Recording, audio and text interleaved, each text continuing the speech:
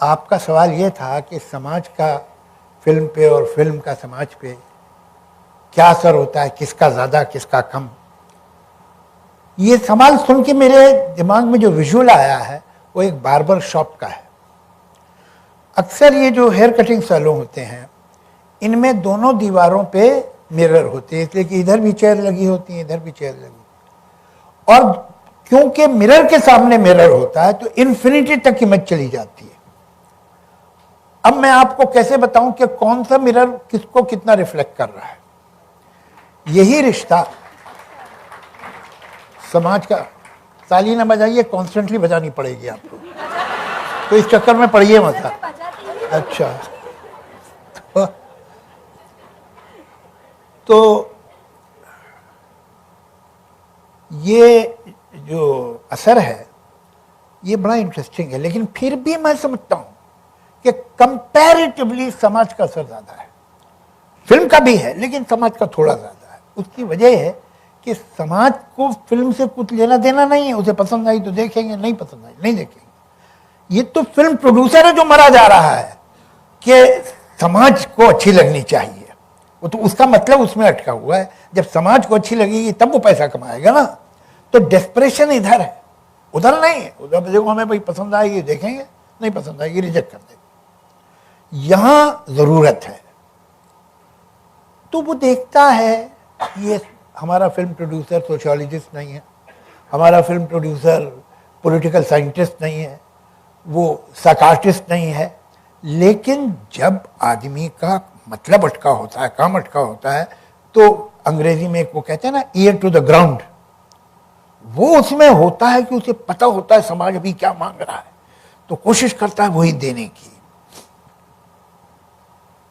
आप ऐसा कीजिए कि हिंदी पिक्चर में विलन की लिस्ट बनाइए।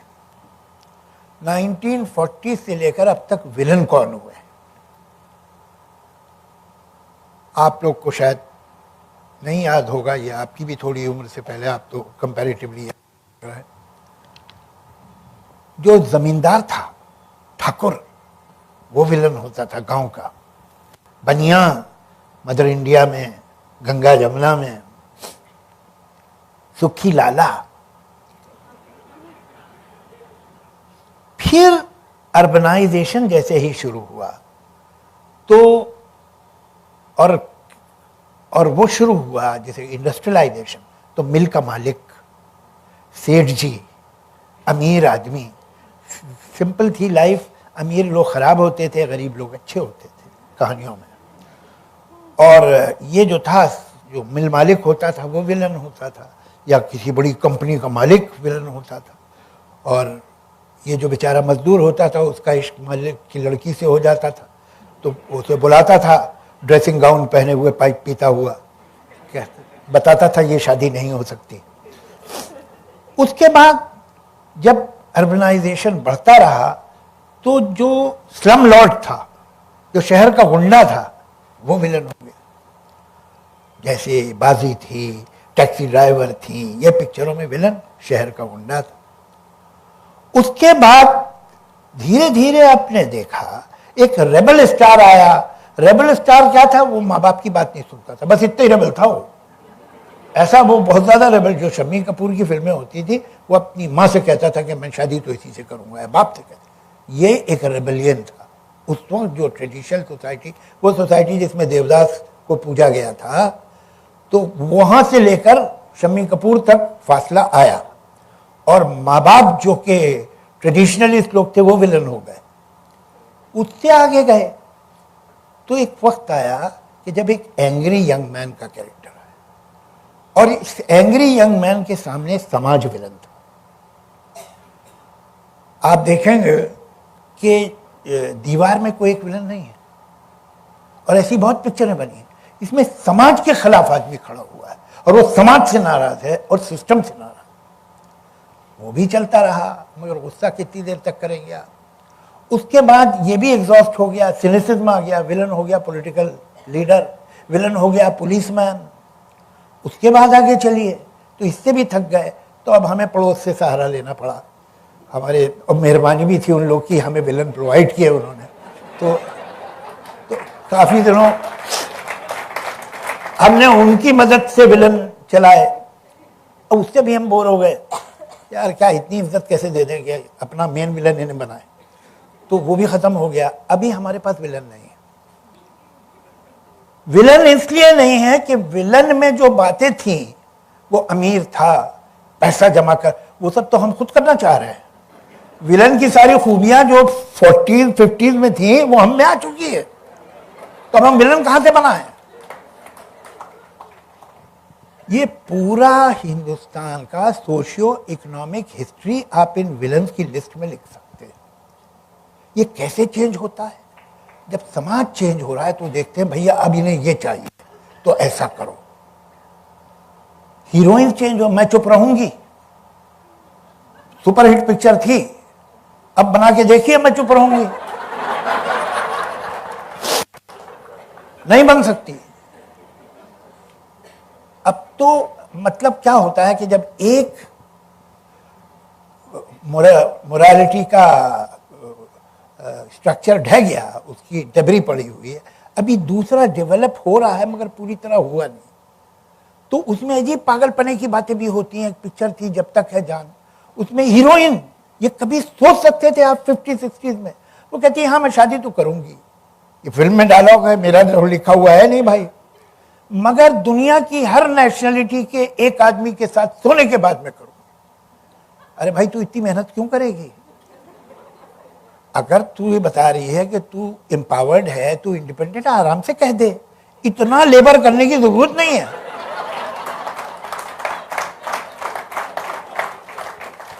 तो ये अब चीजें बदल रही हैं, और ये आप सोच सकते थे कि मीना कुमारी या माला सिन्हा, वहीदा रहमान ये डायलॉग बोलेगी? पिक्चर छोड़ देती वो अगर उनसे कोई कहता कि ये लाइन बोलनी। चेंज हो रहा है, कुछ कंफ्यूजन भी है, कुछ अच्छा भी है, कुछ बुरा। लाइफ जो है वो आपको अच्छा और बुरा ही देती ही नहीं, वो आपको पैकेजेस देती है। एक पैकेज में 8 बड़े बड़े अच्छे, उसके नीचे मीडियम साइज 11 खराब, फिर उसके नीचे 5 मीडियम साइज अच्छे, फिर उसके नीचे बहुत छोटे छोटे 19 खराब, फिर नीचे बहुत ही छोटे 30 अच्छे। दूसरी तरफ गए तो वहां पर 9 बड़े बड़े अच्छे, नीचे 11 बड़े बड़े खराब, उसके नीचे मीडियम साइज 18 बहुत अच्छे, और वहां छोटे छोटे छोटे छोटे 40 खराब। अब आपकी समझ में नहीं आ रहा कि कौन सा वाला अच्छा है पैकेज और कौन सा खराब। तो हर पैकेज कुछ अच्छा और कुछ खराब आपको लाके देता है। जो पहले था उसमें भी कुछ अच्छा था, खराब था, और वो समाज की वजह से था, वो समाज को प्लीज करने की फिक्र में था। समाज की जो तब्दीलियां थी वो आ रही थी फिल्म में, और आज भी है। तो आज भी जो फिल्में हैं उनमें कुछ खराबियां हैं, कुछ नई अच्छाइयां हैं, मगर ultimately it is the society that calls the shots, because the other party is subservient, is desperate to please the audience. Audience is not desperate to like the film. तो obviously जिसका मतलब है वो ज्यादा इन्फ्लुएंस होगा। तो मुझे लगता है सिनेमा सोसाइटी से ज्यादा इन्फ्लुएंस होता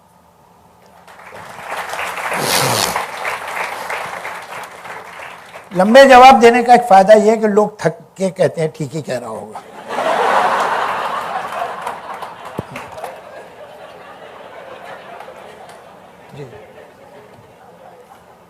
सर आपने बहुत यादगार से संवाद दिए। जैसे आपने लिखा इंसानों के पास एक चीज है वो है जुबान। आपने लिखा जो डर गया समझो वो मर गया। फिर आपने लिखा मुगेम्बो खुश हुआ। और सर आपने लिखा डॉन को पकड़ना मुश्किल ही नहीं नामुमकिन भी है।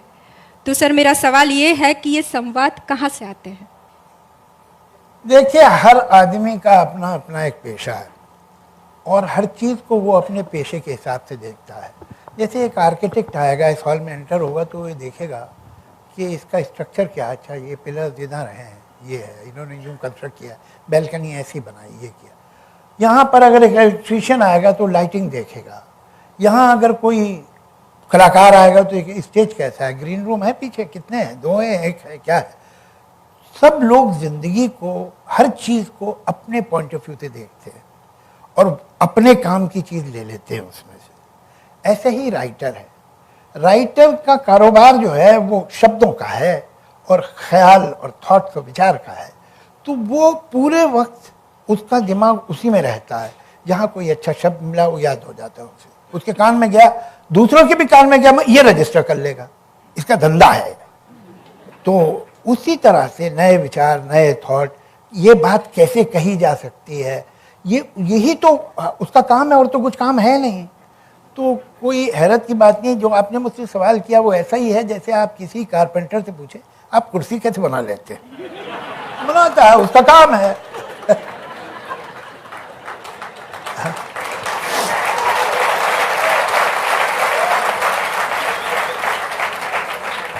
सर, पर कारपेंटर की कुर्सी से ज्यादा आपके संवाद चर्चे में रहते हैं, बहुत चर्चे में रहते हैं। और आपको मालूम नहीं, आप चलिए मेरे साथ दिल्ली, कुर्सी कितनी चर्चे में रहती है आपको पता ही नहीं। सर मैं नेक्स्ट क्वेश्चन पे जाती हूँ। सर, आपने बहुत गाने लिखे, बहुत यादगार गाने लिखे। ये कहाँ आ गए हम, एक लड़की को देखा तो ऐसा लगा, दिल जाता है। आपने 1 2 3 4 5 6 7 8 9 10 11 वो भी सर मीटर में गाना है। तो आपको लगता है कि गानों, सिनेमा की जो गाने हैं उनकी भाषा क्या है? देखिए, भाषा जो है हमारी, जो हम लोग सो कॉल्ड हिंदी बेल्ट के हैं, हमारी भाषा हिंदुस्तानी है। ये हिंदुस्तानी जो है, अब इसका नाम लोग भूल गए हैं। गांधी जी तो कहते थे कि यही नेशनल लैंग्वेज होनी चाहिए। हम में से कोई ना प्योर हिंदी बोलता है ना प्योर उर्दू बोलता है। और हमारी फिल्म के भी डायलॉग, मतलब मैं ये नहीं लिखूंगा कि तुम्हारे हुकूक क्या है, बहुत ही खराब वर्ड है हुकूक, जिसका मतलब है राइट्स उर्दू में। मैं लिखूंगा तुम्हारे अधिकार क्या, लेकिन मैं ये नहीं कहूँगा मुझे एक छोटी सी आवश्यकता है, झूठ लगेगा, मुझे छोटी सी ज़रूरत है।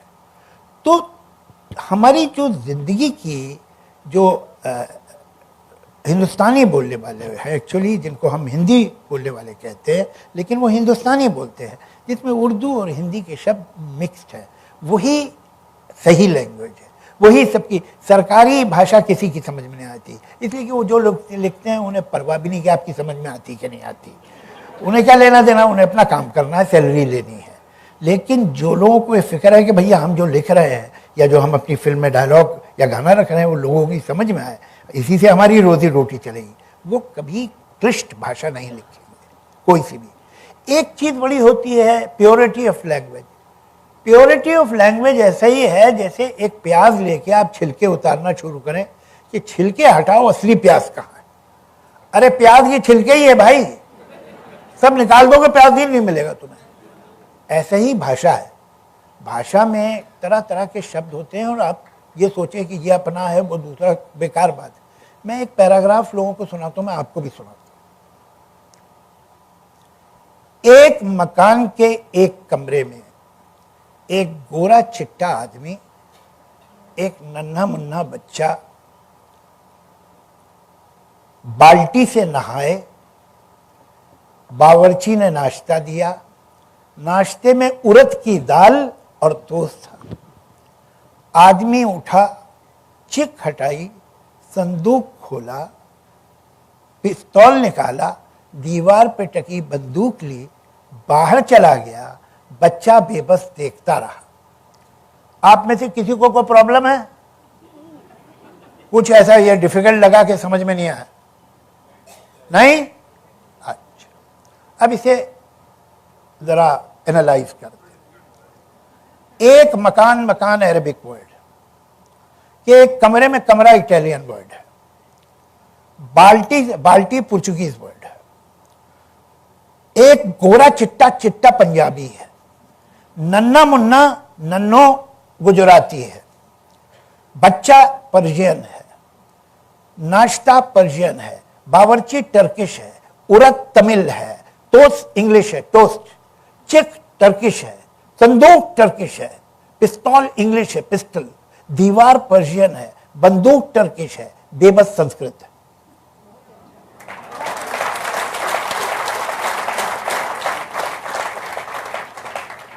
और आप सबकी समझ में आया। मैंने कोई 11-12 लैंग्वेजेस के वर्ड इस्तेमाल किए। ये है भाषा। हम लोग तो अजीब ही है हमारा दिमाग। ये जो ऑक्सफोर्ड डिक्शनरी छपती है तो उसके प्रीफेस पढ़िए तो हर बार वो कहते हैं इस बार हमने 40 वर्ड बढ़ाए, ये वर्ड है। अभी हमने ये वर्ड दूसरी लैंग्वेज के अपनी डिक्शनरी में डाल दिए। हमारे यहाँ ये बताया जाता है कि ये वर्ड निकालो। आप वर्ड निकालना, आपकी भाषा गरीब हो जाएगी। मगर भाषा सरकारें नहीं बनाती, भाषा सड़क पे, घर में, घर आंगन में बोलते हुए औरतें और मर्द बनाते हैं। तो वो लैंग्वेज हम लोग यूज करते हैं इसलिए कि हमें तो उनसे मतलब है। उन्हीं को नहीं समझ में आया तो हम तो बेरोजगार हो जाएंगे। तो हम वही भाषा इस्तेमाल करते हैं जो आम आदमी की भाषा है। सर, आपके गाने आप जब सुनते हैं और सालों बाद पुराना पहले लिखा हुआ गाना सालों बाद आप सुनते हैं तो कभी आपको ऐसा लगता है कि मैंने ये लिखा होता तो अच्छा होता, या चेंज करने का कोई मन होता है? होता है अक्सर होता है, हमेशा तो नहीं होता। लेकिन पहली बात यह है कि मैं अपने पुराने गाने ज़्यादा सुनता नहीं हूँ, मैं अपनी पुरानी फिल्में नहीं देखता हूँ। ये मुझे ऐसा डिप्रेसिंग लगता है कि आप बैठे हुए 30 साल पहले जो आपने लिखा था उसे बैठे देख रहे हैं। इसके मतलब आज तो आप खत्म हो गए हैं, पुराने पे पास लॉरल्स पे बैठे हुए। मैं नहीं देखता। अभी आगे सोचो तो हो गया, और हो भी गया। ये भी मेरा सोचना कि दीवार मैंने लिखी थी या शोले मैंने लिखी थी गलत है। मैं वो आदमी नहीं रहा हूं जिसने लिखी थी, मैं तो अभी कोई दूसरा आदमी। बहुत अच्छे। अब मैं उसका क्रेडिट लूं तो बेईमानी की बात है। आप चेंज, आज मुझे बोलो ऐसे लिखो तो मैं नहीं लिखूंगा, कुछ और लिखूंगा। तो अब उसके ऊपर आदमी जिंदा रहे 40 साल पहले जो काम किया था, ये तो बड़े दुख की बात होगी, अफसोस की बात होगी। अभी चिंता ये करनी चाहिए। अब ये पैंडेमिक में कुछ करने को था नहीं, मैं तो गाने स्क्रिप्ट लिखना बंद कर दी थी। अभी मैंने 3 लिखी हैं 2 साल में। अब उनका भावताव हो रहा है बाजार में, तो अब देखेंगे। तो वो आगे चलो, अभी देखो ये काम ठीक है कि नहीं है, बजाय इसके जब मैंने 70s में वो लिखा उससे क्या होने वाला है। बहुत अच्छा। सर, आपको ऐसा लगता है कि सिनेमा के गानों के बीच में पोएट्री खत्म हो गई है? ये आप सही कह रही हैं बहुत हद तक, लेकिन ये फिनोमेना जो है ये कोई वॉइड में, हवा में नहीं हुआ है, ये समाज में हुआ है। समाज में भाषा सिमट रही है। मुझे मालूम नहीं यहाँ गुजरात में क्या सिचुएशन है। जो आज के यंगस्टर हैं गुजरात में, उन्हें गुजराती भाषा, गुजरात की साहित्य, गुजरात की कविता, उसका जो फोक है गुजरात का, उन्हें कितना पता है मुझे मालूम नहीं। उम्मीद करता हूँ होगा कुछ पता। लेकिन हम तो अक्सर जगह पे देखते हैं, वहाँ भी लोगों को पता ही नहीं है, नई जनरेशन को मालूम ही नहीं है अपने लिटरेचर, अपने तो रूटलेस हो रहे। हो क्या रहा है समाज में? ये समाज पूरे देश का भाषा में स्प्लिट हो रहा है। जो खाते पीते लोग हैं, जो वर्थ देयर सॉल्ट कुछ भी, वो अपने बच्चे को इंग्लिश मीडियम स्कूल में भेजते हैं। मैं उसके बिल्कुल खिलाफ नहीं हूँ, इंग्लिश बहुत ही जरूरी है, मैं टोटली अंग्रेजी के फेवर में हूँ। लेकिन अफसोस ये है कि हम अंग्रेजी सीखते हैं at the cost of a mother tongue, वो ठीक नहीं है। ये नहीं कि इंग्लिश पढ़ना छोड़ दो, वो तो चाहिए और वो ज्यादा से ज्यादा इंपॉर्टेंट होती जा रही। लेकिन पेड़ को सिर्फ ब्रांचेस नहीं चाहिए होती हैं, जड़ें भी चाहिए होती हैं। तो हमारे बच्चे ऐसे पेड़ बन रहे हैं जिनकी ब्रांचेस तो दूर दूर तक एलए और सैन फ्रांसिस्को तक चली गई हैं, लेकिन नीचे जड़ें नहीं हैं। और इसमें हमारा दोष, हमारे एजुकेशन सिस्टम का दोष है कि हम अपने बच्चों को उनकी मदर टंग नहीं दे पा रहे हैं। तो जब मदर टंग ही नहीं होगी, आपको अपने कल्चर से, अपनी ट्रेडिशन से आपका रिश्ता टूट जाएगा, तो फिर वो संस्कार भी जाएंगे, फिर वो भाषा भी जाएगी। और भाषा आपने कट की तो पूरा कल्चर कट हो जाता है। भाषा तो वो व्हीकल है जिसमें कल्चर चलता है। तो अगर आदमी को भाषा ही नहीं मालूम, वो गुजराती ही नहीं जानता, अंग्रेजी सिर्फ जानता है, तो वो क्या गुजराती संस्कार, गुजराती परंपरा को समझेगा, कैसे समझेगा? तो वो हमारे यहाँ हो रहा है कि अच्छा यंगस्टर बोलते, कुछ मुझसे बात कर रहे होते हैं, you know what I mean, तो मैं no I don't know what you mean, tell me. After every sentence a youngster will say you know what I mean, no I have no idea, तुम बताओ. तो there are not enough words. और ये एक Twitter ने और कर दिया, स्पेलिंग भी खराब करवा दिए.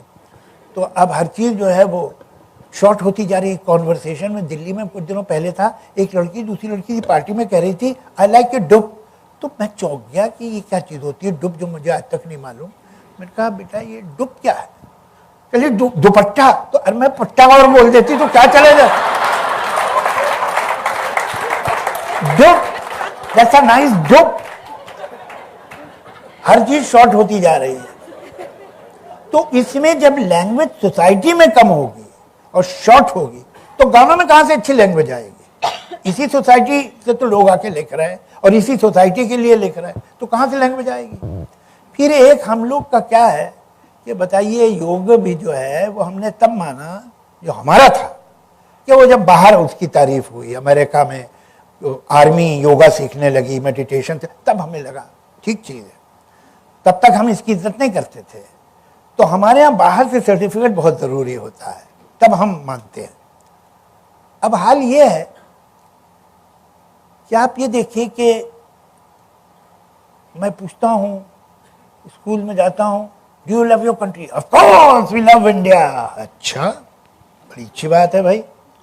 तो तुम्हें इंडियन कॉस्ट्यूम तो पसंद नहीं है, तुम तो ये टोंजीन में हो. तुम्हें इंडियन फूड नहीं पसंद है, तुम्हें मैगी नूडल और पिज्ज़ा अच्छा लगता है. तुम्हें इंडियन म्यूज़िक नहीं पसंद है, क्लासिकल हो, फोक हो या फिल्म की हो, तुम अमेरिकन पॉप सुनते हो. तुम्हें खाना पीना रहना सहना कौन सी चीज़, dances Indian, music Indian, food cuisine, garment clothes, तुम्हें क्या पसंद है इंडियन? इंडिया यही तो है. इंडिया सिर्फ जमीन थोड़ी है, इसमें तो तुम्हें कुछ पसंद नहीं है. अब फिर कहते हो वी लव इंडिया. कैसे भाई, मुझे समझाओ जरा, कौन सी चीज इंडियन है जो तुम अप्रिशिएट कर रहे हो? वो है नहीं, इसलिए कि उन्हें एजुकेशन में नहीं मिला है, उनको आपने आइकॉन्स नहीं दिए हैं, उन्हें आपने उनकी माइथोलॉजी नहीं बताई है. दोष हमारा है. हमारे कितने बच्चे हैं जो आज मैं एक, आपने कहा कि मैं कोट कर रहा हूँ गीता. अरे भाई, हिंदुस्तान के हर आदमी को मालूम होनी चाहिए गीता और रामायण और महाभारत. आपके बच्चों को पता है? नहीं पता है. तो जब हमारा ट्रेडिशन ही हमने अपने बच्चों को नहीं, जो धरोहर था वो दिया ही नहीं, तो उनसे हम क्या शिकायत करें? सच बात तो ये.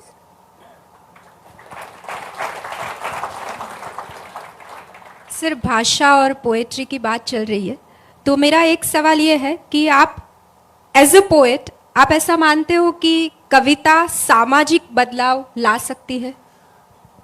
देखिए, ज्यादा कविता के भरोसे ना रहिएगा आप. मेरा ऐसा ख्याल है. होता क्या है कि समाज में कोई बदलाव की ख्वाहिश पैदा होती है, कोई अरमान आता है, कोई मूवमेंट आता है, कोई क्रांति आ रही होती है. ये शायर क्या करते हैं, कवि क्या करते हैं कि वो जो फीलिंग समाज में है, जिसको शब्द नहीं मिले लेकिन दिलों में है बेचैनी, बेताबी, उसको शब्द दे देते हैं. तो लोग कहते हैं हाँ यही तो हम सोच रहे थे, तो उससे वो आइडेंटिफाई करते हैं. लेकिन अगर उनके दिल में मन में बात ही नहीं है तो वो कविता नहीं करवा पाएंगे. वो पहले वो बेताबी, बेचैनी, वो उम्मीद उनके दिलों में होनी चाहिए. एक मूवमेंट कहीं चलना चाहिए. हिंदुस्तान की आज़ादी में बड़े गीत लिखे गए, चाहे वंदे मातरम हो या और भी सारे, यहाँ से अच्छा हिंदुस्तान हमारा, या और भी बहुत गीत थे. ये बंगाली में तो थे काजी नसरुल इस्लाम, उन्होंने, उनके सारे गीत जो थे वो हिंदुस्तान की आज़ादी के लिए थे.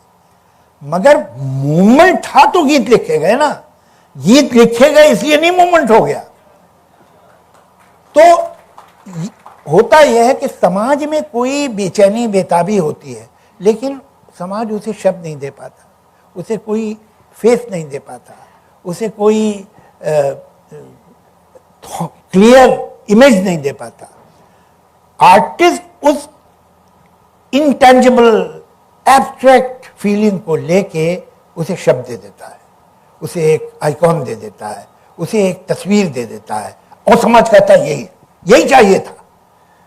तो हम ज्यादा से ज्यादा उनकी वो फीलिंग जिसके शब्द उन्हें नहीं मिल रहे वो हम ढूंढ के दे देते हैं, मगर अगर उनमें वो भावना है ही नहीं तो फिर हमारे शब्द से कनेक्ट नहीं करेंगे।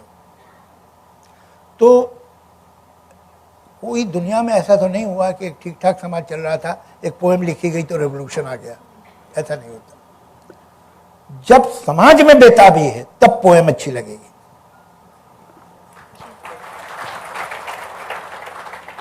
और सर भाषा की बात है तो मैं चाहूंगी कि आप उर्दू भाषा के बारे में थोड़ी बात शेयर करेंगे। अब उर्दू का बेचारी का भी अजीब ही है। जब तक आपको मेरी बात समझ में आ रही है आप समझ रहे मैं हिंदी बोल रहा हूं, जैसे ही समझ में आना बंद हुई कहना अच्छा ये उर्दू है।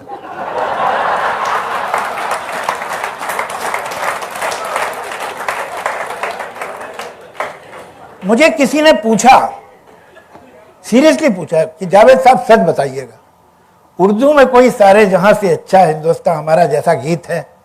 मैं भैया यही उर्दू का है। तो प्रॉब्लम यह है कि, और ये प्रॉब्लम समझ में आने वाला है, ये हिंदू और उर्दू जो हैं ये दोनों एक माँ की बेटियां हैं।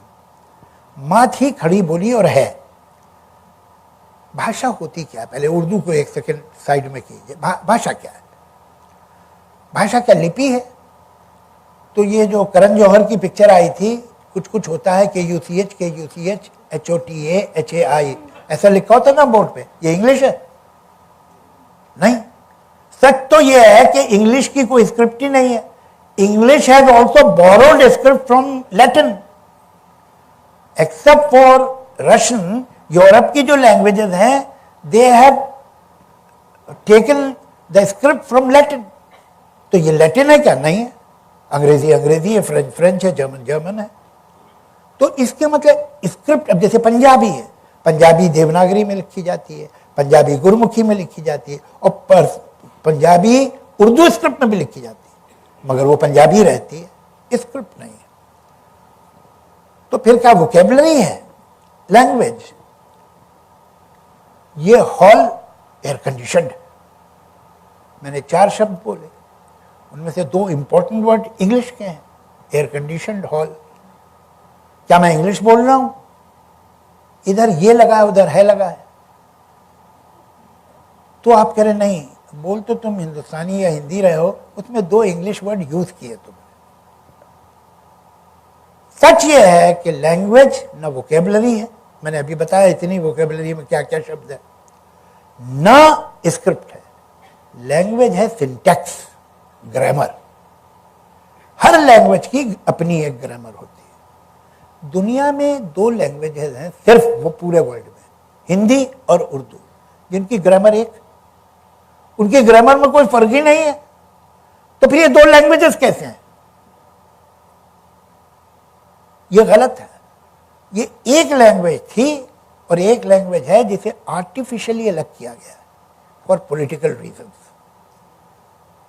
इसमें से शब्द निकाले गए चुन चुन के। दोनों लैंग्वेजेस में काम हुआ है कि नहीं नहीं ये निकाल दो, ये निकाल दो। इनको झूठा लैंग्वेज बनाया गया है। जो आप, किसी ने पूछा आपने ऑल इंडिया रेडियो में हिंदी में समाचार सुने? कहने नहीं साहब हमने हिंदी के समाचार नहीं सुने, समाचार में हिंदी सुनी है। तो जो हिंदी आती है या जो कुछ लोग उर्दू बोलते हैं जैसे, वो तो मेरी भी समझ में नहीं आती, मेरी तो मदर टंग है। ये सच्ची ज़बानें नहीं। सच्ची ज़बान वो है कि मैं बोलूँ आप समझें, आप बोले मैं समझूँ, वो हिंदुस्तानी है। ये एक्चुअली स्क्रिप्ट से अलग हुए हैं और उसके बाद फिर इन्हें जान के इंटेंशनली अलग किया गया। वजह क्या है कि जब ये 2 नेशन थ्योरी आई थी, which was a lie, which was a total lie. Nations are not made on religion. अगर होता तो पूरा मिडिल ईस्ट एक होना चाहिए था, होता तो पूरा यूरोप एक होना चाहिए था। रिलीजन से नहीं बनता है नेशन। ये बनाना चाह रहे थे 2 नेशन थ्योरी, यही तो थी ना। तो इन्होंने सारे झूठ बोले, गलत हिस्ट्रीज बनाई इन्होंने। अब बीच में उर्दू पड़ी हुई है, ये तो मिलके बनी है। हिंदी उर्दू में आप एक सेंटेंस भी नहीं बोल सकते बिना हिंदी का शब्द इस्तेमाल किए। और हिंदी की कोई भी डिक्शनरी ले लोगे उसमें कम से 5 से 6 हज़ार वर्ड जो है पर्शियन के, आपको मालूम भी नहीं है पर्शियन, आपको मालूम था बच्चा पर्शियन वर्ड है। खुल मिली हुई है। ये हिंदुस्तान में जन्मी हुई भाषा है। हिंदुस्तान से बाहर ये कहां बोली जाती है भाई? यही जो है, अच्छा पाकिस्तान हो गया, पाकिस्तान तो कल की बात है, आर्टिफिशियली क्रिएटेड कंट्री है, कब तक है वो भी देखने वाली बात है। नहीं, सही कह रहा हूं मैं आपसे, जो झूठ पे एक चीज हो तो कब तक खड़ी रहेगी, गिर जाएगी बिल्डिंग। तो यही लोग हैं जो उर्दू जानते हैं। तो उज्बेकिस्तान में तो उर्दू नहीं बोलता ना कोई, कजाकिस्तान में तो उर्दू नहीं बोलता ना, सऊदी अरब में तो कोई नहीं बोलता। तो कहां की भाषा है भाई? ये सिर्फ इस सब कॉन्टिनेंट की भाषा है। हुआ ये था कि आज से 700-800 साल पहले पर्शियन जो है वो थी जो आज इंग्लिश है। अगर आप इंग्लिश जानते हैं तो आप पढ़े लिखे आदमी हैं, अगर आपको इंग्लिश ही नहीं आती तो बड़ी कमी है आप में। और ये हमारे मुल्क में ही नहीं था, ये पूरे सेंट्रल एशिया में था। और हमारे मुल्क में सिर्फ मुसलमान बादशाहों में नहीं था जिनकी मदर टंग नहीं थी पर्शियन, ये हमारे मुल्क में मराठा अंपायर्स में भी था। पेशवा वर्ड जो है वो पर्शियन का वर्ड है। तो ये लैंग्वेज ऑफ द एलीट थी, लिंगुआ फ्रंका ऑफ द एलीट। ये स्क्रिप्ट अवेलेबल थी। 700-800 साल पहले कुछ लोग खड़ी बोली, जिनमें सबसे मशहूर नाम है अमीर खुसरो का, वो इसे लिखने लगे। ये डायलेक्ट उसे कहते हैं कि लैंग्वेज जिसकी कोई स्क्रिप्ट नहीं है उसे डायलेक्ट बोलते हैं। तो ये डायलेक्ट था, खड़ी बोली। अब उसमें शुरू में क्या लिखा उसने, अमीर खुसरो ने, अम्मा मेरे बाबा को भेजो री के सावन आया रे। अब ये कहाँ का है? ईरान का है, ये अरब का है, ये उज्बेकिस्तान का है, ये कहाँ का है? अरे ये हिंदुस्तानी है। यही शुरू में उनकी पोइट्री, सखी पिया का मैं का बताऊं ना हा पावे न भेजे पतियां, ये अमीर खुसरो लिख रहा है। तो यहां से शुरू हुई थी ये भाषा, जो फिर साउथ में गई। वहां क्या गजल लिखी गई? पिया बाज प्याला पिया जाए ना, पिया तब तक के काफिर नहीं था। ये बाद में उर्दू पोइट्री से पिया गायब हो गया, अब पिया नहीं इस्तेमाल होता। क्यों भाई? पिया ने क्या खराबी की वो कर दी कि ऐसे इस तरह से ये भाषा को बाद में इन्होंने पोलिटिसाइज किया। हकीकत ये है कि प्योर इंडियन लैंग्वेज है और इंडिया ही की लैंग्वेज। अब पाकिस्तान इसे क्लेम करता है, पाकिस्तान तो कश्मीर भी क्लेम करता है। तो अब हम क्या मान जाए उनकी बात? अरे भाई ऐसी उर्दू भी उनकी ज़बान नहीं है, उर्दू हमारी ज़बान है। तुमने ले लिया, बहुत कुछ ले लिया है, तो चलो लैंग्वेज भी ले लो थोड़ी सी, मगर है हमारी। ये जहाँ बनी है, ये बनी है दिल्ली में, हरियाणा में, यूपी में, वहाँ थोड़ी बनी थी। ये सिंध में या पंजाब में या पख्तूनिस्तान में या सूबा सरहद में नहीं बनी है, ये यहाँ बनी है और यहीं ढली है और यहीं की है। और इसका मैं आपको सबूत देता हूँ। ये लोगों को, बहुत कम लोगों को असल में उर्दू पोइट्री सिंगर्स के थ्रू मालूम है। शराब चीज़ है ऐसी न छोड़ी जाए, ये बस यही समझते हैं कि यही है उर्दू पोइट्री। अब singer sing the lowest common denominator, वो तो चालू चीज़ है, गाते हैं।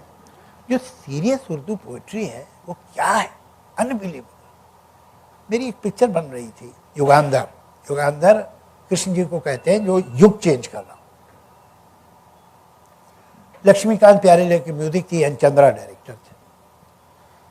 तो मैं गया वहां, तो दोनों म्यूजिक रूम में बैठे थे, कुछ थोड़े अनकंफर्टेबल लगे मुझे। हाँ भाई, मैंने कहा क्या सिचुएशन बताई? ट्यून? हाँ जी, ट्यून तो बना ली है। हम लोग ट्यून पे लिखते हैं, पहले ट्यून बनती है, उस पर गाना लिखा जाता है। कैफी साहब का कहना ये ऐसे ही है जैसे पहले कब्र खोद दी जाए, फिर उस साइज का मुर्दा ढूंढा जाए।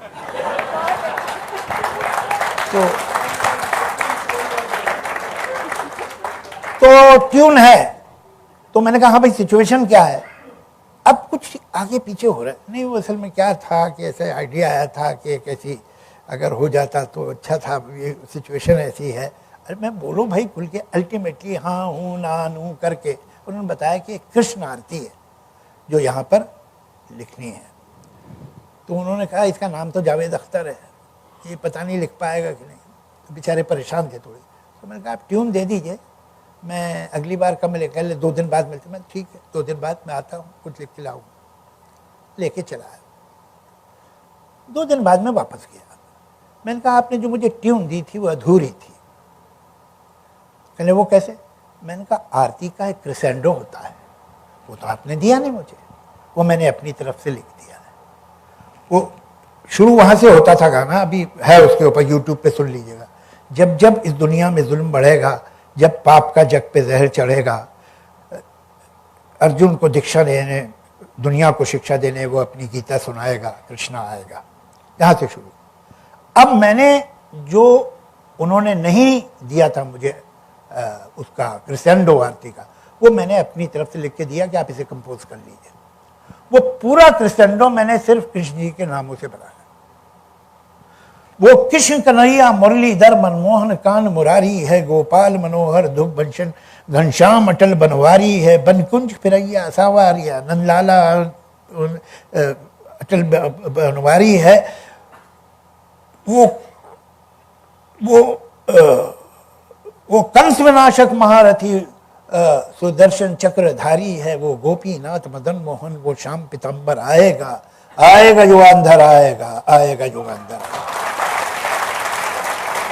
तो बड़े परेशान हो गए, कल इतने नाम तो हमें नहीं मालूम है, आपको कहां से पता चल गए? मैंने कहा मेरी मदर टंग उर्दू है, उर्दू पोइट्री पढ़ी है इसलिए जानता हूं, और लखनऊ का हूं। जो वाकई जिसे गंगा जमनी तहजीब कहते हैं वो मैंने अपने बचपन में देखी है कि वो क्या थी। लोगों को मालूम नहीं है कि उर्दू पोइट्री में जितने हिंदू डेटीज हैं, देवी देवता है, जितने हिंदू त्यौहार हैं, उन पे क्या पोइट्री है। मैं दावे से बोलता हूं कि दिवाली पे और होली पर हिंदुस्तान की किसी भाषा में वो पोइट्री नहीं होगी जो उर्दू में, दावे से। और आपको बता दूं, एक किताब है जो मेरे फादर ने एडिट की थी, 2 वॉल्यूम्स में है, ये राजकमल वालों ने छापी है, हिंदुस्तान हमारा। आप वो ज़रूर मंगाइए और देखिए कि हिंदुस्तानी पोइट्री क्या है उर्दू, और हिंदुस्तानी ट्रेडिशन क्या है उर्दू पोइट्री। वो किसी को पता ही नहीं, वो समझते मैं खाना और शराब खाना और आशिक और चांदनी रात, यही है सब। ये सब सिंगर्स का काम है। ये जो रियल पोइट्री है, कितनी ज़मीन में अंदर जड़े हैं उसकी, गंगा के ऊपर जो पोइट्री है, जो बनारस के घाटों पे जो पोइट्री है, वो सुनने के काबिल है। मतलब मैं लक्ष्मीबाई पे जो पोइट्री, मैं एक पोएम है लक्ष्मीबाई पे, अब बताइए इस उम्र में भी मैं बिना रोए उसे पढ़ ही नहीं सकता, उसमें मेरा बीच में रोना ही निकल जाता है। ये पोइट्री लोग जानते नहीं है, वो पता नहीं क्या समझते हैं उर्दू को। और इवन जो ये रिंद है, शराब पीने वाला और आशिक और मैखाना, ये भी वो नहीं है जो हम समझ रहे हैं। ये सिंबल्स हैं, ये सिंबल है। रिंद का मतलब फ्री थिंकर, मैखाना का मतलब वो जगह जहां फ्री थिंकिंग पॉसिबल है, हरम यानी मॉस्क जहां रिग्रेसिव और नैरो माइंडेड थॉट्स है। ये सारी पोइट्री पहले दिन से ऐसी है, और कोई सोच नहीं सकता कि आज से 300, 350, 400 साल पहले कैसी, आज तो पोइट्री करे तो भैया वो तो टीवी पर डिस्कशन शुरू हो जाएगा उस तरह की। 1-2-3 शेर सुनाता हूं मैं आपको, ये आज के नहीं है, ये 350, 400 साल पुराने शेर है। काबा जो ढह गया है तो क्या जाए गम है शेख, अगर काबा डिमोलिश हो गया है तो ये कौन से गम की बात है। काबा जो ढह गया है तो क्या जाए गम है शेख, कुछ कसरे दिल नहीं, ये दिल का पैलेस नहीं है जो बनाया ना जाएगा। एक मीर भी 300 साल हो गए।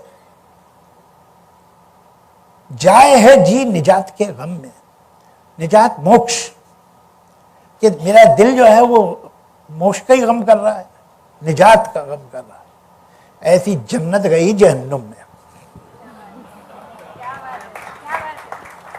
तो ये जो है, ये एस्पेक्ट, मतलब आई am very proud of my language.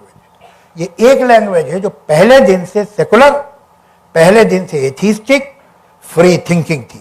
वरना पोइट्री शुरू होती है हिम से, रिलीजियस सॉन्ग से, और फिर उसके बाद धीरे धीरे वो लैटिन हो कि ग्रीक हो या कोई लैंग्वेज हो, उसके बाद दूसरे टॉपिक्स उसमें आना शुरू होते हैं।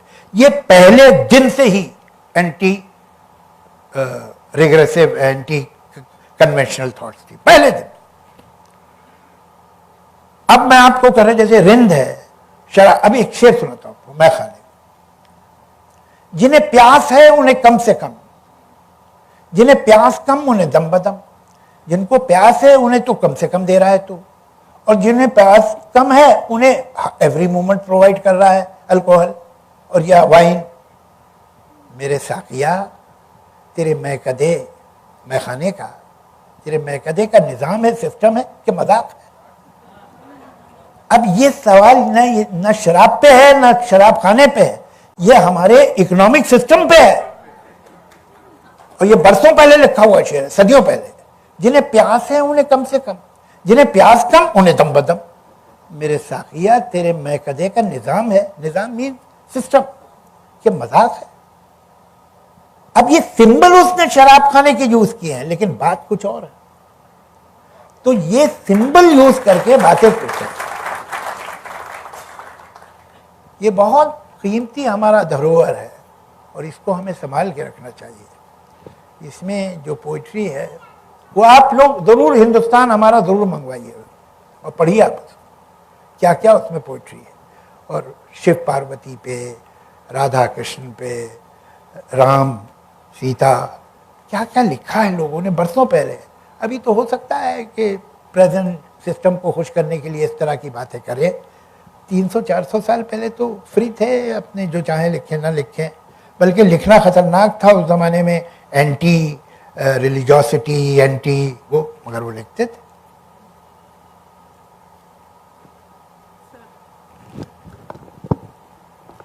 सर, तो जब उर्दू और भाषा और कविता की बात हुई है तो थोड़ी कविताएं हो जाए। चलिए साहब, ठीक है। एक बात मैंने नोट की है कि आप कितनी भी अक्लमंदी की बातें कर लें,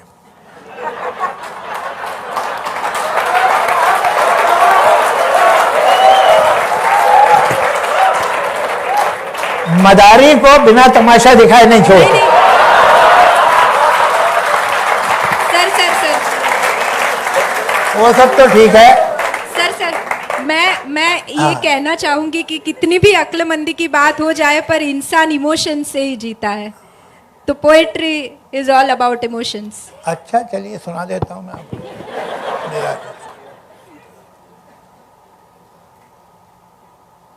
मुझे अक्सर लोग पूछते हैं, जो मुझे सिर्फ फिल्मी गानों से जानते हैं, जब मैं अपनी सीरियस पोएट्री सुनाता हूँ तो बहुत परेशान हो जाते हैं। कहते भैया आप रोमांटिक पोएट्री नहीं लिखते हैं? तो मैं कहता हूँ वो मैं फ्री में नहीं लिखता हूँ, उसका चार्ज होता है। तो एक आध चलिए फ्री वाली भी सुना दूंगा आपको। एक सुनाता हूँ जो हमारी सबकी जिंदगी का एक डायलेमा, उलझन। करोड़ों चेहरे और उनके पीछे करोड़ों चेहरे, करोड़ों चेहरे और उनके पीछे करोड़ों चेहरे, ये रास्ते हैं कि भीड़ के छत्ते, जमीन जिस्मों से ढक गई है, कदम तो क्या तिल भी धरने की अब जगह नहीं है। ये देखता हूं तो सोचता हूं कि अब जहां हूं वहीं सिमट कर खड़ा रहूं मैं, मगर करूं क्या कि जानता हूं जो भीड़ पीछे से आ रही है मुझको पैरों तले कुचल देगी, पीस देगी। तो अब जो चलता हूं मैं तो खुद मेरे पैरों में आ रहा है, किसी का सीना, किसी का बाजू, किसी का चेहरा। चलूं तो औरों पे जुल्म ढाऊं, रुकूं तो औरों के जुल्म झेलूं। ज़मीर तुझको तो नाज है अपनी मुंसफी पर, O conscience you are so vain about your sense of justice. ज़मीर तुझको तो नाज है अपनी मुंसफी पर, जरा सुनो तो कि आज क्या तेरा फैसला।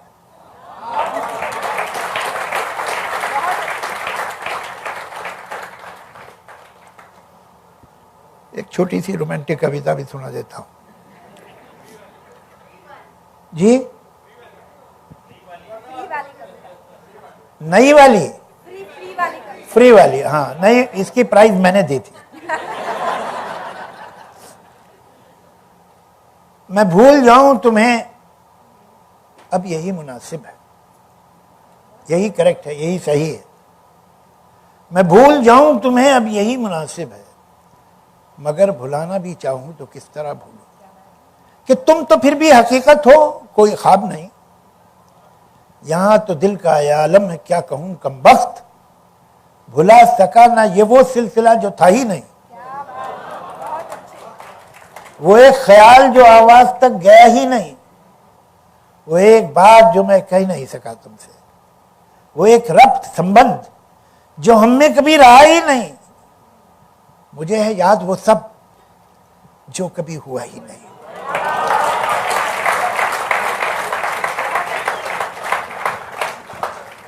पानी दे दी।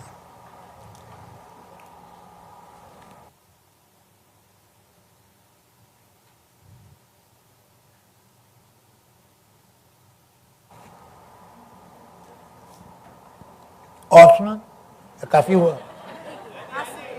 आंसू। एक ये ईशा जी की फरमाइश है, अगर अच्छा लगे तो मुझे दाद दीजिएगा, बुरी लगे तो इन्हें हुट कीजिएगा। आंसू। हम लोग आपने देखा है फिल्म में जाते हैं तो हमारी आंखों से आंसू बहने लगते हैं, अच्छा सीन देखते हैं, कोई इमोशनल नॉवल पढ़ रहे होते हैं तो उसमें कोई ऐसा सीन आ जाता है तो हम रोने, आंखें भीग जाती हैं। ये वो आंसू है जो किसी और की दास्तान में आया है हमारी पलकों से। किसी का गम सुन के मेरी पलकों पे एक आंसू जो आ गया है, ये आंसू क्या है? किसी का गम सुन के मेरी पलकों पे एक आंसू जो आ गया है, ये आंसू क्या है? ये आंसू क्या है? गवाह है मेरी दर्दमंदी का, मेरी इंसान दोस्ती का।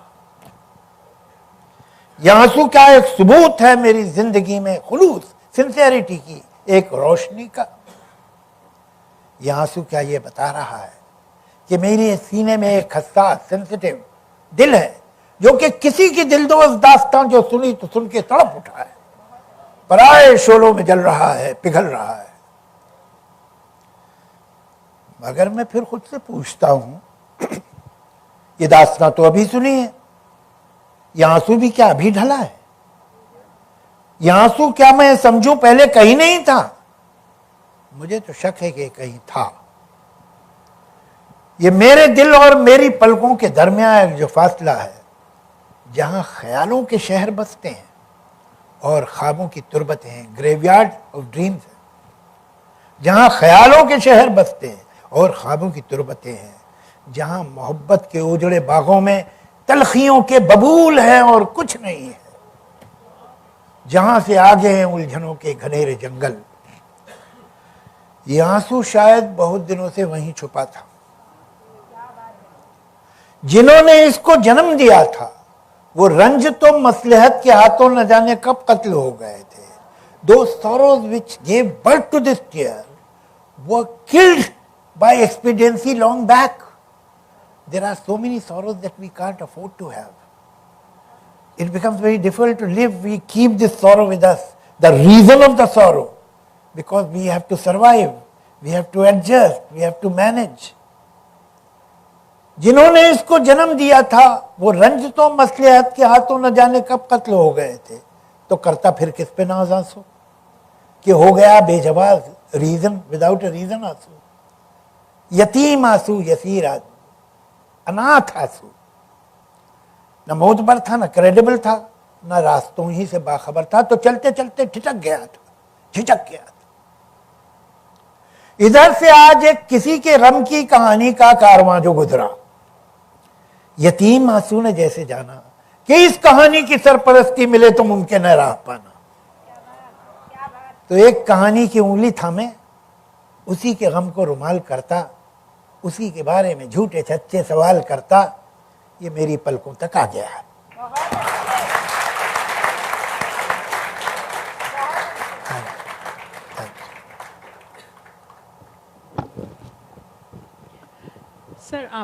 सर आपकी नज़र में श्री सशक्तिकरण क्या है? Women empowerment. अरे मतलब ये दुख की बात है कि 22 में हमको ये सोचना पड़ रहा है कि विमेन एम्पावरमेंट क्या है। सिंपल बात ये है, हाँ ये अफसोस की बात है। पहली बात ये है कि मैं कहीं गया था राजस्थान में, एक शहर में, एक कॉलेज में, वहाँ पर वो लड़कियों का कॉलेज था, 4000 लड़कियाँ एक हॉल में भरी हुई है, वो ह्यूज कॉलेज, और 2 आदमी थे सिर्फ उसमें, एक मैं और एक जो हिंदी डिपार्टमेंट के हेड थे, बाकी सब महिलाएं, टीचर्स भी और लड़कियां भी। अब उन्होंने खड़े होके भाषण दिया कि साहब ये आजकल तो दुनिया बदल गई है। मैं इन बच्चों को क्या बोलूँ, ये तो सब देवियां हैं मेरे लिए, इन देवियों से मैं क्या कह सकता हूँ। बाकी ये कि अब तो दुनिया बड़ी बदल गई है, अब देखिए डिवोर्स होने लगी है। और ये मैंने एक कविता लिखी है, जावेद जी आपकी आज्ञा से सुना रहा हूँ। यहाँ एक लड़की को डिवोर्स दे दी गई है और वो अपने पीहर के घर वापस जा रही है। उन्होंने एक इंतहाई दुख भरी कविता सुना। अब मेरी बारी आई तो उन्होंने रियलाइज किया होगा कि इसे तो बुलाने नहीं चाहिए था। मैंने कहा अभी बताया गया है कि तुम सब देवियां हो, मैं तुम्हें एक बात बताऊं, तुम में से एक भी देवी नहीं है, लेकिन हम तुम्हें देवी कहते हैं। हम तुम्हें देवी इसलिए कहते हैं कि हम तुम्हें इंसान नहीं कहना चाहते। अगर हमने तुम्हें इंसान कहा तो हमें तुम्हें वो अधिकार देने पड़ेंगे जो इंसानों के अधिकार है, और वो हम देने को तैयार नहीं। तो हमने तुम्हें एक पेडेस्टल पे बिठा दिया है देवी बना के, और वहां से तुम्हारा कर्तव्य यह है कि तुम हमारे लिए बलिदान करो। हमारा कर्तव्य नहीं कि हम तुम्हारे लिए बलिदान करो, वो तुम्हारा है, तुम देवी हो। बेकार बात। डिवोर्स की जहां तक बात है, ये दुनिया की दूसरी बुरी चीज है, पहली बुरी चीज नहीं है। पहली बुरी चीज है बुरी शादी। मेरी एक बेटी है, कल को उसकी शादी होगी, अगर उसके पति ने या पति के घर वालों ने जरा सा भी मिसबिहेव किया और पहले दिन वो वापस मेरे घर नहीं आ गई, तो मैं समझूंगा मेरे पालन पोषण में कोई कमी है। क्या मतलब? एडजस्ट कर लो। क्यों कर ले? क्यों भाई? मैनेज करो। अरे भाई आ गया होगा, वो कैसे आ गया, हिम्मत कैसे हुई उसकी। ये अब जो नई जनरेशन की लड़कियां हैं वो भी अब ये नॉनसेंस बर्दाश्त करने को, वो देवी बनने को तैयार नहीं है। वो इंसान है, वो कहती है हम इंसान हैं, हमें ह्यूमन राइट चाहिए। अब वो फ्रॉड जो इतने वर्षों से चल रहा था नहीं चलेगा, बदल रही है दुनिया। और कोई भी समाज जिसमें आप आधी पॉपुलेशन को उसके मुंह पे ढाटा बांध देंगे या उसको घरों में बंद कर देंगे, वो समाज तो लंगड़ा के चलेगा। एक पैर तो आपने तोड़ दिया, 2 पैर थे इस समाज के, आपने एक पैर तोड़ दिया, तो लंगड़ा के कूदता फंकता जाएगा। जितनी प्रोग्रेसिव सोसाइटीज होंगी, जो आगे बढ़ेंगी, जो सही होंगी, वो तो जेंडर प्रेजुडिस और बायस नहीं रख सकती, पॉसिबल नहीं है। और आपको एक बात बता दूं, हमको ये अच्छा लगे न लगे, बुरा लगे अच्छा लगे, ये हो रहा है, ये होगा। दुनिया बदल रही है। एक सिविलाइजेशन थी इजिप्ट की, एक सिविलाइजेशन थी रोम की, एक सिविलाइजेशन थी ऑटोमन एम्पायर की। वक्त के साथ ये खत्म हो गई। अब एक सिविलाइजेशन है जो पिछले 8-9 हजार साल से है, उसका नाम है civilisation of man. Now it is withering away, और civilisation of woman is appearing. ये इसलिए नहीं है कि कोई पोएटिक जस्टिस है, ये लॉजिकल रीजन है इसके। 2 बातें, आप एक बिल्डिंग बना रहे हो, आप एक गारमेंट बना रहे हो, आप एक खाना कोई कुजीन तैयार प्रिपेयर कर रहे हो, आप एक आर्टिकल लिख रहे हो, कोई भी चीज कर रहे हो, शुरू में उसमें ब्रॉड स्ट्रोक्स होते हैं, और जैसे जैसे चीज कंप्लीट होती जाती है उसमें सटलिटीज और नुआंसेस आना शुरू होती है, डिटेलिंग शुरू होती है। वो बिल्डिंग हो, पहले तो बीम तो पिलर ये बन रहा है, फिर उसकी वॉल्स होती, फिर वॉल्स को पेंट किया जाता है, फिर उसमें खिड़की में शीशा लगा के उसमें स्क्रू सही होते हैं, फिर उसमें डेकोरेशन शुरू होती है। आहिस्ता आहिस्ता सटलिटी और डिटेलिंग आती है, पहले ब्रॉड स्ट्रोक। एक रियलिटी ये है। दूसरी रियलिटी यह है कि for thousands of year women were imprisoned in a very small sphere. When you have less to see, you have developed an eye to see more in the less. अब यही है, अब इसी की डिटेल में जाओ तो women have developed an eye for detail. ये अनकॉन्शियसली सोसाइटी उसे 6000 साल 7000 साल से ट्रेन कर रही थी। इधर ये हो गया है कि टेक्नोलॉजी ने जो आपके ब्रॉड स्ट्रोक थे सब खत्म कर दिए। अब तो फेदर टच से वॉर लड़ सकते हैं आप बटन से। तो वो जो ब्रॉन का एडवांटेज था वो जा चुका है, एंड सोसाइटी माइनर डिटेल्स और सटलिटीज और नुआंसेस की तरफ जा रही है, टेक्नोलॉजी लेके जा रही है। ये इस काम के लिए तैयार हो रही थी 7000 साल से। Now these two things which are ostensibly totally disconnected from each other are meeting slowly but surely. ये मिल रही है। किसी कॉर्पोरेट ऑफिस में जाओ, किसी मिनिस्ट्री में चले जाओ, एक हॉल है जिसमें से जब वो वर्क जो लड़की वहां काम करती है जब वॉक करेगी तो उसकी चाल में एक बाउंस होता है। She has enthusiasm, energy and power. वहां से उधर से लड़का आ रहा है थका हुआ, इसलिए कि उसे कोई एक्साइटमेंट नहीं है, वो तो ये काम हजारों साल से कर रहा है, तो कोई नई बात, कोई अचीवमेंट नहीं है उसमें। इसको ये तो पिंजरे में बंद थी निकली है अभी, ये बताएगी। ये होना ही है, ये इनएविटेबल है कि ना हो। Civilization of women is round the corner. अब हमें आपको अच्छा लगे नहीं अच्छा लगे, लेकिन अब हमने इतने दिनों राज कर लिया, अब ये इलेक्शन तो लड़की जीतने वाली है।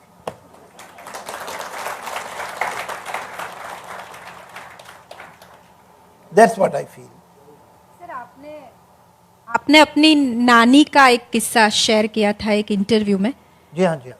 तो वो किस्सा आप शेयर करिए कि आपके नाना जी ने आपको आयत। साहब निकल गए, वो मेरी नानी का किस्सा नहीं सुन पाएंगे। चलो खैर कोई बात नहीं, बाकी है। हाँ, नाना जी ने आपको आयत। देखिए, fortunately I come from a family where I have never seen any of my relatives in Parda. All of them were working women right in 40s and 50s से। All of them were free thinkers। मुझे मतलब मेरे माँ बाप ने बचपन से बताया, बेटा ये धर्म के चक्कर में तो पढ़ना ही मत तुम कभी, ये तो बिल्कुल ही बेकार काम है और ये बिल्कुल गलत है। तो हमको एथीज्म बचपन में पढ़ाई जाती थी। जब मैं पैदा हुआ था ग्वालियर में, मेरे फादर पढ़ाते थे विक्टोरिया कॉलेज, अब उसका नाम महारानी लक्ष्मीबाई कॉलेज हो गया। उसमें एक स्टूडेंट जो थे उनका नाम सुना होगा आपने, अटल बिहारी वाजपेयी। तो वो स्टूडेंट थे मेरे बाप के, और बाद में उन्होंने इस बात का, जैसे डॉक्टर साहब मैं कहूँगा, जैसे उन्होंने इस रिश्ते को निभाया प्रशांत कारिया साहब, वैसे अटल बिहारी वाजपेयी साहब, मिसेस कॉल जो उनकी अडॉप्टेड फैमिली थी, उन्होंने जो रिश्ता हमसे निभाया वो अनबिलीवेबल। तो वहां मैं पैदा हुआ ग्वालियर में, हॉस्पिटल में। अब मेरे बाप तो कम्युनिस्ट पार्टी के मेंबर थे, तो वो और उनके दोस्त हॉस्पिटल पहुंचे तो किसी के हाथ में कम्युनिस्ट मैनिफेस्टो भी था। तो किसी ने कहा, भाई सुनो यार, मुसलमानों में एक ट्रेडिशन होती है, बच्चा पैदा होता है तो उसके कान में अजान देते हैं। थैंक गॉड वहां कम से कम लाउड स्पीकर से नहीं देते, तो वरना बच्चा ही बहरा हो जाए। तो तुम क्या करोगे? कहा भाई मैं तो देखा मैनिफेस्टो, क्या मैनिफेस्टो देना मुझे। तो मेरे कान में कम्युनिस्ट मैनिफेस्टो पढ़ के फूका गया, workers of all the nations unite, for you have nothing to lose but your change, ऐसे कर। This was my beginning. तो हमारे घर में हमें माँ बाप ने, घर वालों ने कुछ बताया नहीं, बल्कि खिलाफ ही बताया, ये राइट फ्रॉम चाइल्डहुड। अब मेरी मदर की डेथ हो गई जब मैं 8 साल का था। तेलंगाना मूवमेंट था, आप लोग को याद होगा, तो कम्युनिस्ट पार्टी बैन हो गई थी इंडिया में। तो माय फादर वाज अंडरग्राउंड। तो अब हम जो थे अपने नाना नानी के घर में आ गए दोनों, मैं और मुझसे 1.5 साल छोटा भाई, मैं 8 साल का, वो 6.5 साल। नाना नानी मेरे सिर्फ एक रिश्तेदार हैं जिन्हें मैंने 5 वक्त नमाज पढ़ते देखा, दोनों 5 वक्त नमाज। और मेरी नानी अपना नाम भी नहीं लिख सकती थी, टोटली जाहिल। वो खड़ी बोली भी नहीं बोलती, खड़ी बोली जो मैं बोल रहा हूँ ये खड़ी बोली कहलाती है। वो अवधी बोली, आवत है, जावत है, कहत है, सुनत है, ये भाषा बोलते थे। और बड़ा, अब याद करता हूँ बड़ा अच्छा लगता है। मेरे पढ़ी हुई लिखी माँ, मेरे पढ़े लिखे हुए मामा अंदर माँ के पास बैठ के अवधी में बात करते थे, उठे ड्राइंग रूम में गए, अंग्रेजी में डिस्कशन कर रहे हैं। तो ये एक बड़ी खूबसूरत सी बात थी, और माँ से परफेक्ट अवधी में बात करते थे। मैंने अवधी सीखी, मैं कभी गांव में नहीं रहा अपनी नानी से। मैं सब जो गाने लिख लेता हूँ अवधी में, मैंने बहुत लिखे हैं। और शाम बेनेगल, घर ना ही हमरे शाम, ऊजा के परदेश बिराजे, छूना हमरा धाम, घर ना ही हमरे शाम, ये सब मैंने अपनी नानी की भाषा से सीखा। तो खैर, अब एक दिन मेरे नाना ने मुझे कहा कि ये एक आयत है, ये तुम याद कर लो तो मैं तुम्हें अठन्नी दूंगा। अब यहाँ बहुत से लोग हुए होंगे, उन्हें अठन्नी ही मालूम होगा क्या होता है। अठन्नी मीन्स 50 नया पैसा, तब नया पैसा नहीं होता था, बट वैल्यू वही है। और 50 नया पैसा वो the Fortune for a child that time. अभी तो किसी को दे मत दीजिएगा। तो मैंने कहा ठीक है, मैंने रट ली वो आयत, 50 नए पैसे मिले। उसके बाद उन्होंने मुझे एक किताब दी जो प्रॉफिट की लाइफ पे थी बच्चों के लिए, वो मैंने पढ़ी तो मैं बड़ा ही फैसिनेट हुआ। Tents and tribes and wars, angels coming down and blah blah, fascinating था। फिर मेरे नाना ने मुझे कहा कि अब मैं तुम्हें 1 रुपया दूंगा अगर ये आयत। वो मेरी नानी जो बीमार भी होती थी तो ऐसे लेट के नमाज पढ़ती थी, कितना भी उसे बुखार हो कुछ। उस नानी, she lost her temper. She said, how dare you teach religion to him.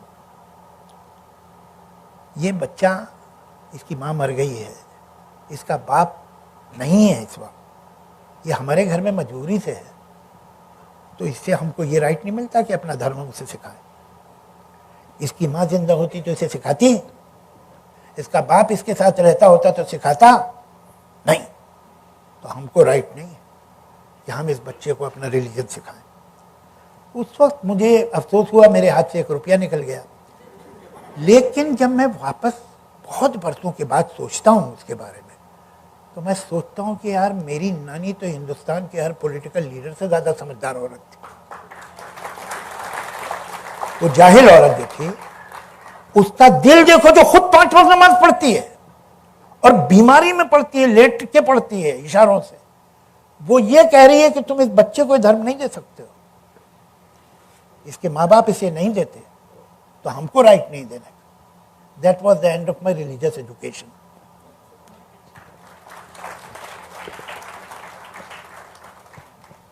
Sir, मैं एक सवाल पूछूंगी, फिर हम पब्लिक के लिए क्वेश्चन ओपन करेंगे। सर, मेरा सवाल ये है कि घर पे जब आप शबाना जी के साथ बैठे हुए कॉफ़ी पीते हैं या डाइनिंग टेबल पे खाना खाते हैं साथ में, तो आप दोनों के बीच में क्या बातें होती है? पोएट्री के बारे में, कभी आपने नींबू के बढ़ते दाम के लिए एक दूसरे से बात करी है, या कभी आपने शबाना जी को बोला है कि आज बिरयानी में नमक बहुत कम है? ऐसी बातें होती है सर? ऐसा कई बार लोग मुझसे सवाल करते हैं, उनको ऐसा लगता है कि ये दोनों सात्र की फिलॉसफी डिस्कस करते रहते होंगे। ऐसा कुछ नहीं है, ऐसा कुछ भी नहीं है। जहाँ तक खाने की बात है, भैया मैं इतना भूखा मरा हूँ ज़िंदगी में और बिना खाने के गया हूँ, तो मुझे जो भी मिलता ठीक ही मिलता, मुझे तो खाना ठीक लगता है। तो मैं तो खाने में नमक कम है नमक ज़्यादा है ये बात कभी कर ही नहीं सकता, जो है वो ठीक है। शबाना के है नखरे, वो ये कैसे इसमें ये क्यों डाल दिया तुमने, और ये देखो थोड़ा कच्चा रह गया, वो ज़्यादा पक्का हो गया, ब्ला ब्ला ब्ला। मैं इसमें नहीं पढ़ता हूँ। बाकी एक के आपके जब आपके बच्चे आते हैं, ये तो बच्चे दोनों अलग रहते हैं, अलग अलग दोनों के घर हैं बड़े बड़े, तो आते हैं कभी संडे को सैटरडे को, तो आप लोग क्या बात करते हैं? सिर्फ खाने की बात करते हैं लोग। मुझे मालूम नहीं मेरे बच्चों किस मुसीबत में हैं, इतनी कमा रहे हैं, इतनी बड़ी बड़ी फिल्में बना, वो एंटर होते घर में तो भूखे होते हैं। मेरे घर तो जब आते हैं वो भूखे मर रहे होते हैं। पा, I am very hungry, please get me something to eat. तो पहला काम ये होता है कि उन्हें खाने को फौरन जल्दी मंगाओ, भाई कुछ कबाब वबाब दो इन लोग को, ये दो वो दो, तो वो खाते हुए बात करते हैं। तो खाना बहुत इम्पोर्टेंट है उनके लिए, और बड़े फंसी भी हैं, वो कर सकते हैं, भाई मैं नहीं कर सकता फंसी, मैंने दूसरे दिन देखे हुए। बाकी ये कि नॉर्मल बातें होती है। एक तो शबाना में हर बात बहुत अच्छी है, बहुत ही कमाल की, सिवाय इसके कि रोज़ अपनी चाबी खोती है, रोज़ अपना फ़ोन खोती है। तो हमारा जो स्टाफ है वो लगाता, देखो फ़ोन मैडम का कहाँ है, अब वो ढूंढा जा रहा है, अब वो उसे बजा रहे तो बज भी नहीं रहा, वो साइलेंट पे है। अभी एक रोज़ ये हो नहीं सकता कि कोई दिन वो कोई चीज़ खोई हुई ना हो और स्टाफ ढूंढ ना रहा हो। अब मैं उसके साथ रह रहा हूं, क्या करूं।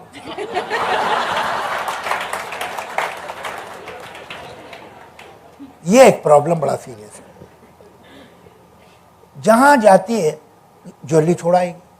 तो मैं तो उसे कहता हूं कि तुम्हारा सबकॉन्शियस ये कहता है कि तुम ये ज्वेलरी वगैरह डिजर्व ही नहीं करती हो, इसलिए तुम उसे भूलाती हो, कहीं भी कुछ छोड़ दी। इसके अलावा गुण ही गुण है उसमें।